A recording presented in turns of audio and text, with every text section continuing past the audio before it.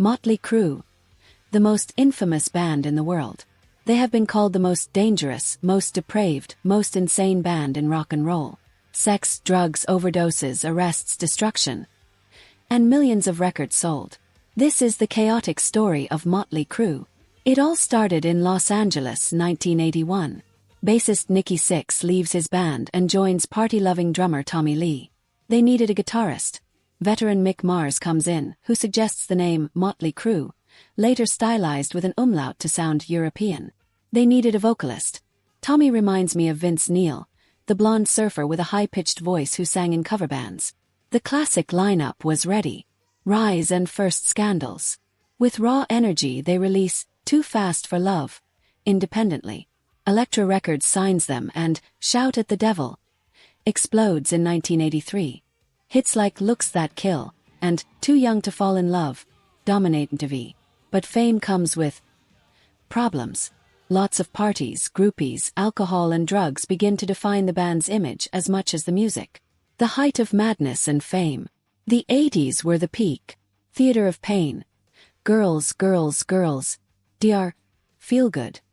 Hard rock anthems. But offstage it was absolute chaos. Stories. We have them. The tour with Ozzy Osbourne. Ozzy snorted ants and drank his own pee. And Vince's. Nikki Sixx and Tommy Lee bet who could go the longest without showering. And still get women.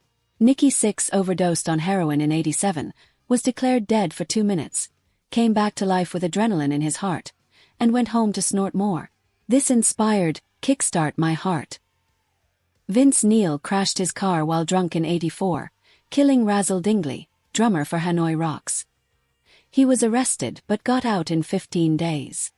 They set fire to hotel rooms, threw TVs out the window, fought with police officers. The list is huge. Despite, or because of, all this, they sold over 80 million albums. They were the kings of excess. Changes, turns and the movie. The 90s brought changes. Vince Neil left, and John Corabi came in for a heavier album that divided fans. Vince came back, but the chemistry and success were no longer the same. More albums followed, fights, hiatuses. Even a farewell tour in 2015. But then, the movie The Dirt came to Netflix in 2019. The success was so great that they tore up their retirement contract and came back. Recently, Mick Mars left due to health problems, and the virtuoso John 5 took over the guitar. Legacy. Loved, hated, but impossible to ignore. Mötley Crüe defined an era of rock with loud music, defiant attitude, and a level of debauchery that shocked the world. They survived it all and are still on the road, proving that the spirit of rock and roll, no matter how dirty it is, still lives on. So, what is the craziest Crüe story in your opinion? Leave it in the comments. Don't forget to like and follow for more rock stories.